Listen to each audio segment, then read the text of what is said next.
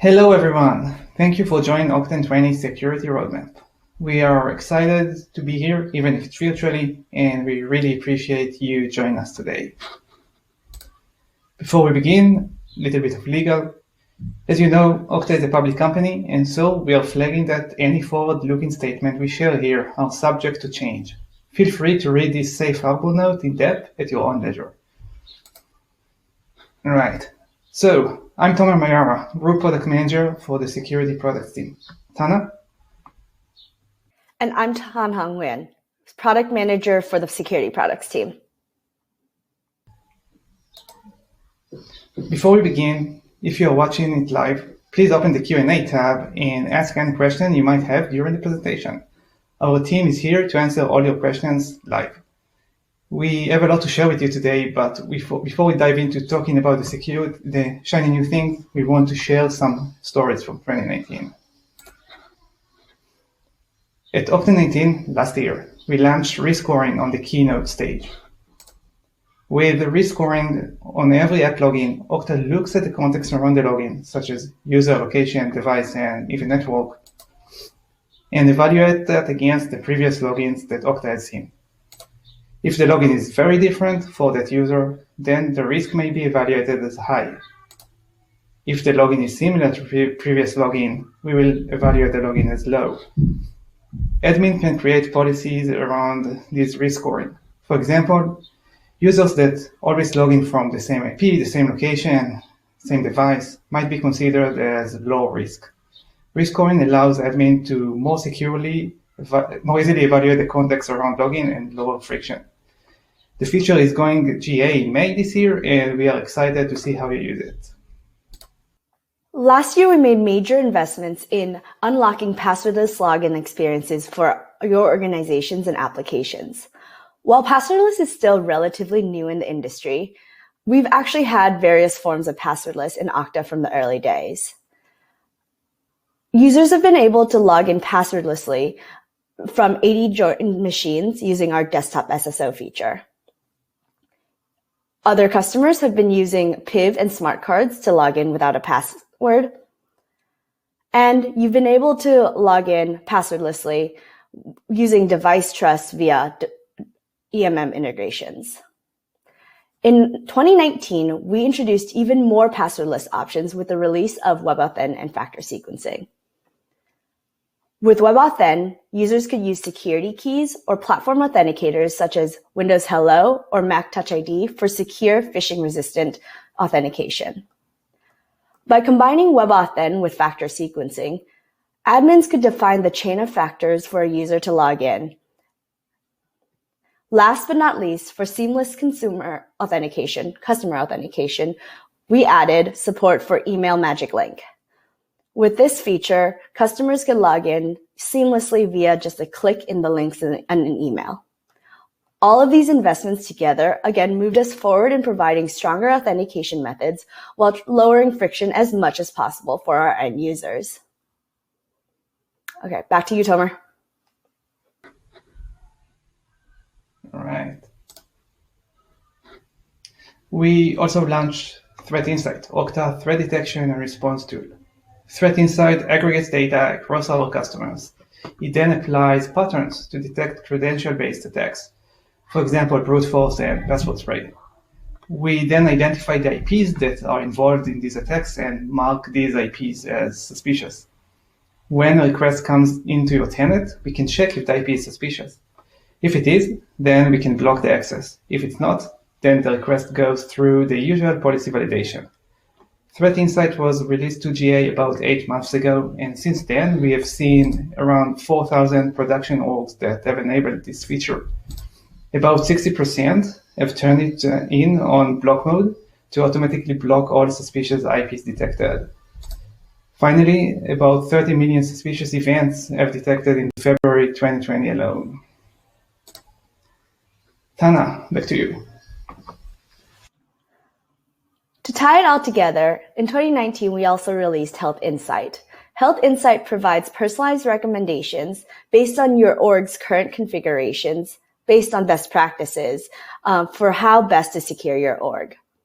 We intend Health Insight to be the place to go for admins to learn about new features in Okta and how to use them. Today, Health Insight notifies you if you have not yet enabled features like Threat Insight, security email notifications, and common password detection. Health Insight was generally available starting in January and should be available from everyone's admin dashboard today. You might have seen it already. Back to Tomer. We've spent a lot of time last year talking to you, our customers. We want to make sure that everything we build solve a real pain point and move the needle in a meaningful way. Here is what we've heard. First, admins are required to deal with increasingly complex use cases. This means more users, more apps, and more resources to protect. Okta is investing in simplifying policy management while we are also making sure that it's flexible and powerful enough to meet your needs. Second, customers are looking at Okta for help mitigating threats. We definitely hear you on that, and we keep evolving our Threat Insight products. Last, customers looking for ways to lower help desk cost. We will discuss how we help your users to self-service instead of calling help desk.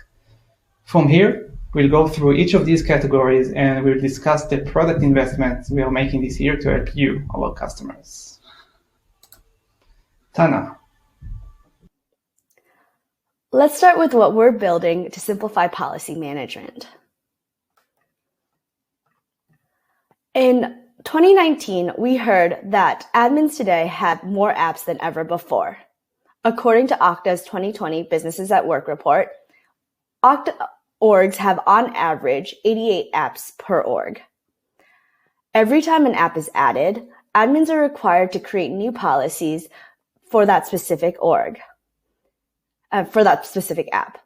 As orgs scale to tens, hundreds, or even thousands of apps, ongoing management, integration of new features, and policy audits can be difficult. With Okta's Identity Engine features, we can help you really simplify this management. We can give you the ability to link multiple applications to the same policy. You create the policy once and apply it to all apps sharing the same requirements. For example, if you see on the screen right now, we've created one policy with one-factor login, passwordless, for everyday apps that a user might log into. However, for highly sensitive apps, we can create another policy requiring strong MFA, such as security keys, to protect apps that hold especially sensitive data. For any new apps you add, you can simply add the app to an existing policy and it will apply like that. Okta Identity Engine also unlocks another use case that we've heard from many admins. Today, the majority of our workforce customers set a default Okta sign-in policy requiring two-factor authentication to every login to Okta. This means that no matter what app an user is accessing, Box, GitHub, or even just the lunch menu app, they are prompted for password and a second factor when they log in. This can be burdensome for users who just simply want to access some data very quickly. What we've heard from you is that you actually want to match the authentication requirements to the sensitivity of the app. Only step up a user when they access critical data. Okta Identity Engine helps admins unlock this use case. If a user is logging into a non-critical app, let's take that lunch menu app as an example, admins can set policies to minimize authentication requirements, perhaps one-factor passwordless login. When the user goes to access more sensitive applications, admins can set a separate policy for these apps to make sure that users are authenticating with the required multi-factor. By setting and evaluating authentication requirements on a per-app basis, admins can make sure that authentication assurance on the login matches the sensitivity of the app. All the while, admins can lower friction for end users in every other use case. Speaking of passwordless authentication, as we announced at the keynote this year, we're launching Okta FastPass. Okta FastPass allows users to get passwordless logins to any Okta managed app. This is done by registering devices to Universal Directory using Okta Verify. Once the device is registered, FastPass will verify that the device is registered with the user upon every login. Optionally, admins can set policy to check user context like network, as well as if the device is managed. If everything looks secure, the users will not be prompted for any credentials. There is no app switching required to ensure a seamless login for the end user. Optionally, if required in policy, FastPass may also prompt for step up with PIN or biometric on the user's device for additional user verification. If you haven't already seen it in action, check out our keynote demos and learn about it in more detail in the devices roadmap session. Of course, Okta Verify is only one of the many factors that users use to authenticate to Okta today. This is why last year we launched our factor sequencing feature so that you can define any factor chain for users to authenticate to Okta. When talking to customers about using factor sequencing in the last year, we found that most of the use cases were centered around achieving desired security outcomes or reaching a specific authentication assurance before a user can access a resource. For example, require authentication with at least one strong phishing-resistant factor like WebAuthn, meeting a specific NIST guideline on authentication assurance, prompting the user for any one of their enrolled factors, or only prompting for MFA if the user is enrolled in an additional authentication factor. While factor chains were very configurable and allowed you to achieve most of your desired security outcomes, we saw that we had a lot of room for improvement. For example, admins had to define every chain, which can lead to complex configurations, as you can see on your right. Every new factor you add to your org would be a new chain. Additionally, when we moved to the world of per-app authentication policies that we just described, we saw that it could get a little bit tricky to combine chain across apps. That's why, with this feedback in mind, this year, we plan to evolve factor sequencing into assurance definitions. Like today, you will still be able to define the factors allowed in your org and the factors the users are allowed to use. However, instead of defining all your own sequences, you define the assurance requirements that allow you to achieve your desired security outcomes. For example, one factor, two factors required, or two factors only if the user has an extra enrolled factor, password required, or any factor allowed. And then specify additional requirements, such as requiring phishing resistance through a factor like WebAuthn, or requiring device-bound factors, such as Okta Verify or any other TOTP-enabled authenticator. When a user is challenged for authentication, Okta will figure out which factors will allow them to meet that assurance definition. Just like its predecessor, factor sequencing, admins will still be able to define requirements based on login context. And as we discussed earlier, you can define specific assurances for different apps. Admins can still allow passwordless authentication. And these assurance definitions match to multiple factors in the org. So users can use any factor that they have enrolled that matches that assurance. As more factors are added to the org, Okta will continue to evaluate whether that new factor meets the required assurance and only prompt the user for those factors if it meets those requirements. In short, we're building out assurance definitions to allow admins to enable flexible factor combinations while also helping you achieve your desired security outcomes. I've covered a lot of new features just now, but let's quickly put it all together. Say you're the CIO of a large org.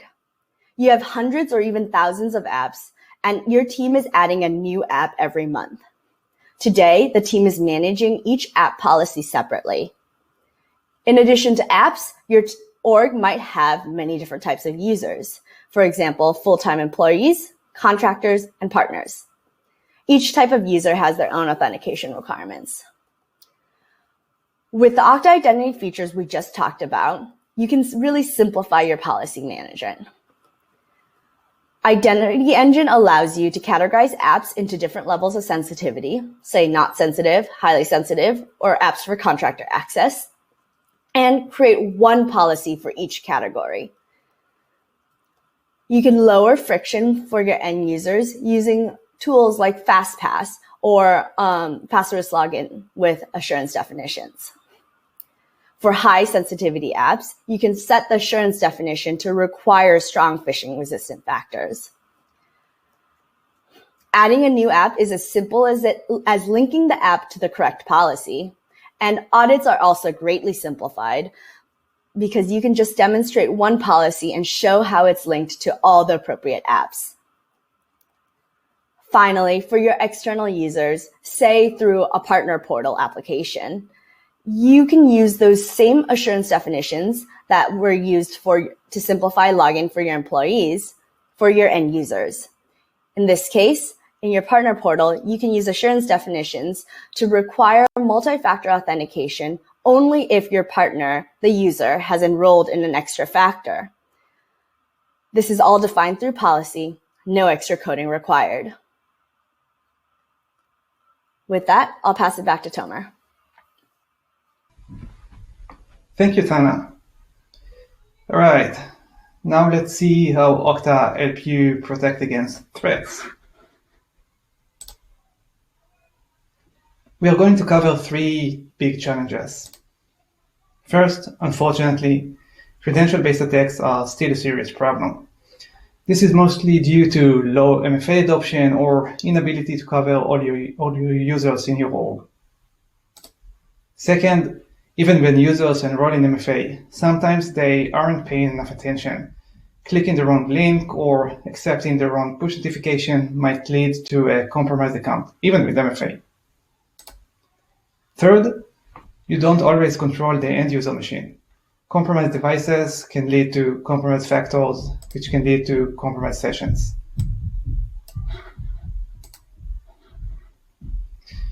So what can be done about that? First, let's talk about how Okta helps you drive MFA adoption. Okta is planning to release Device Identity SDK, which can be embedded into your mobile app and turn it into a factor. The SDK eliminates one of the main adoption blockers, the need to download a dedicated app. Next, FIDO2 WebAuthn is one of the most secured factors. Last year, we witnessed the industry slowly removing two of the major blockers to adoption. Browser support is significantly improved. Virtually all mainstream browsers already support FIDO2. In addition to that, we see more and more devices embedding FIDO2 inside their hardware, eliminating the need to acquire a separate hardware device. Okta already supports FIDO2, of course. In the upcoming year, FIDO2 is going to be part of assurance definitions, helping admins to leverage more aspects of the FIDO2 protocol. By the way, if you haven't considered FIDO2 yet, that's a perfect time to think about deploying it into your org. Users blindly accepting push notifications is a real problem. It is basically opening the door for credential-based attacks. To help mitigate that, risk-based authentication and Okta Verify now work together. Here is how it works. When Okta detects a high-risk login, we prompt the user to review the login. Okta Verify will show three different numbers within the app. The desktop browser shows one of these numbers. The user then needs to choose it within the Okta Verify app. This reduces chance of user accepting push notification they haven't initiated. These push notifications might, in some cases, be initiated by malicious actors.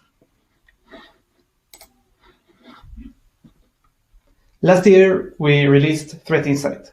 That gave us a glimpse into the world of large-scale automated attacks. We are having great initial success with Threat Insight, but we are only scratching the surface. So what's next? we are moving behind IP addresses. Well, it looks like bad actors are leveraging many different IP addresses. Some of them are mobile or even shared IPs. It is clear that we need to develop ways to mitigate these attacks, and we need to do it without heavily relying on IPs. This progress will allow Threat Insight to detect more advanced actors without increasing false positive rate. Another interesting aspect is what we call the unofficial client problem. We see all kinds of third-party clients, mostly email clients, which are probably not part of the org official app portfolio. These clients often store sensitive information and user credentials. This means that in case they are compromised, it might be a problem.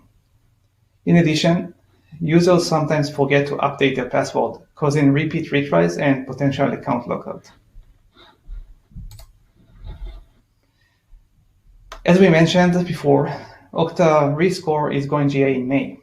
The next step for us is to open our risk engine to partners and customers. We are planning to make it easy for external systems to digest our risk score. We are also building APIs for partners to inform Okta Risk Engine. The risk ecosystem allows customers and partners to use Okta as policy and enforcement layer, meaning denying access for specific users, stepping up, or terminating Okta session. All that based on both Okta risk and external events. All right, so we've covered a lot of ground here. Let's do a quick recap. We showed how Okta is helping MFA adoption. We discussed the device identity SDK, which is turning your app into a factor. We also covered the industry-wide adoption of FIDO 2. Then we talked about risk-based authentication for Okta Verify. We showed how it reduces the chance of a user accepting malicious push. On threat detection front, we talked about the unofficial client challenge and how bad actors cycle IP addresses. Also, we are opening Risk Engine for our partners and customers' ecosystem. Tana, back to you. Finally, in 2020, we are making a lot of investments in building new tools to increase end-user self-service and help you lower help desk costs. In the past, most of the burden of reviewing logins and unusual security events has fallen on the Okta admin and security teams parsing logs from Okta system log. Outside of security notifications, the end user had very little visibility into their own account activities. This year, we're expanding the end user visibility tools by adding end user recent sign-ins and security events to the dashboard.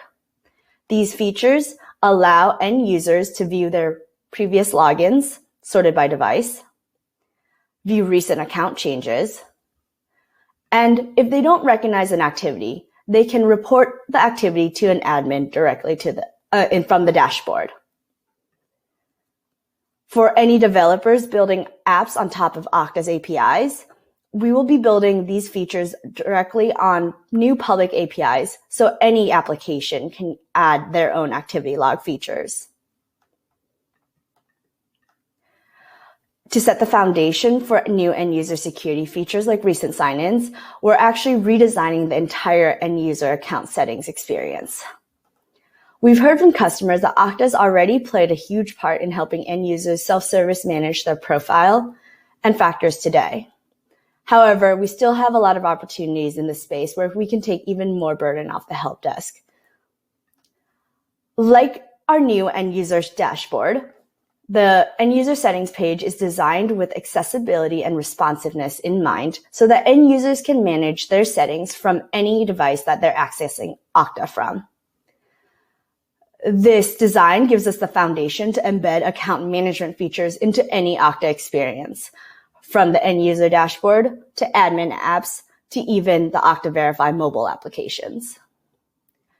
Beyond this visual redesign, we're also building account management capabilities on all new public APIs with end user scopes so that, again, any developer building apps on top of Okta can build their own customized account management experiences for their applications as well. Last but not least, this year, we're also revamping our factor management experience, specifically factor recovery experiences. We've heard from many customers that today factor management can be a difficult experience for end users. If a user loses their phone, which had Okta Verify, or lost their YubiKey, they were required to go to the help desk to get their factor reset or re-enrolled. This year, we're rethinking this factor management experience by providing flexible account recovery. We're expanding factor management so that you can recover a factor using any other factor per admin-defined policy. This means that admins can set policies so that users can recover their lost Okta Verify with password and WebAuthn, for example. We're expanding the capabilities of self-service password recovery so that you can recover password with any factor. Yes, this does mean that you can remove security questions from your org and recover with Okta Verify and email instead. Finally, to reflect the reality that users own and access Okta from multiple devices, we're expanding our Okta Verify support to support enrollment of multiple instances, so that you can have Okta Verify on your Apple Watch, on your phone, anything. With that context, let's see a quick demo of how SSPR, self-service password reset, could work in this new world. Let's put ourselves in the shoes of Pam. The paper company that she works at makes her change her password all the time, so she can never remember what she set it to last. Previously, she had to reset her password with email and security question. Today, Pam got an email saying that she can use WebAuthn with Touch ID to reset her password instead. Let's see how this looks. So here we see Pam logging in with her username. And she's prompted to log in with her password, which she's already forgotten. So here she can click on Forgot Password, and she sees that now, in addition to email, she has an option to recover her password with MacBook Touch ID. By clicking on MacBook Touch ID, she sees that her Chrome browser is prompting her for a login with a fingerprint. And she's immediately taken to a page after verifying her fingerprint to set a new password. After setting it and confirming it, she's immediately redirected to where she wanted to log in the first place, her new end user dashboard. After this really quick process of recovering her password, Pam realizes that this is a much easier way of recovering her password. And she did know that her security question wasn't very secure anyways. Everyone in the office knew she got married in Niagara Falls. All right, so we've covered a lot of features in the last 30 minutes, and we've gone really deep into how these features could work. But let's take a second to zoom out and take a look at the whole forest, not just the individual trees. This year, we covered a lot of features about how we can help admins address real challenges. We're building features to simplify policy management. We're providing more threat intelligence tools and building out new features for end user self-service. However, that's not it. If you were at Octane 19 or have been following Okta over the last year, you've probably heard us talk a lot about zero trust, including where Okta fits into leading frameworks from Forrester, Gartner, NIST, and others. Just to level set for those of you newer to this conversation, when we talk about zero trust, what we mean here is the necessary shift in security that goes along with increased cloud and mobile adoption. Traditional perimeter-oriented approaches based on networking security don't really make any sense anymore. Our users are accessing more resources from more places and more devices than ever before. Here at Okta, we're investing in products that help you, our customers, be grounded in identity and access management. Namely, making sure that the right people have the right level of access to the right resources in the right context, assessing this continuously with the least friction possible. Let's start with the right people. We've talked a lot in this presentation about our continuing investment in strong authenticators, from WebAuthn to Okta Verify experiences. both in our app and our new SDK. We believe that strong authenticators will be key to ensuring that the users accessing your resources are who they say they are. With our investments in Okta Identity Engine, with authentication assurance definition, and per app policies, we make it easier for the users to have the right level of access. Okta Identity Engine allows you to match the authentication requirements to the sensitivity of the resources a user is accessing. Speaking of resources, while Tomer and I have used SaaS apps as examples in most of the sessions so far, Okta's access policies apply to a wide variety of resources. For example, with products like Okta Access Gateway, API Access Management, and Advanced Server Access, Okta lets you protect legacy apps, APIs, and infrastructure, respectively. To learn more about these products, we highly recommend you attend their respective sessions. In Okta's Zero Trust philosophy, it's not just the user identity that we need to know. We need to evaluate context as well. In this session, we've touched only briefly on our investments in devices as a first-class citizen in Okta.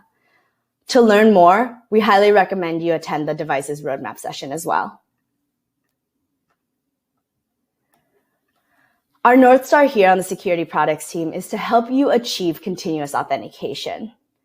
We're making great strides with per-app policies via Okta Identity Engine.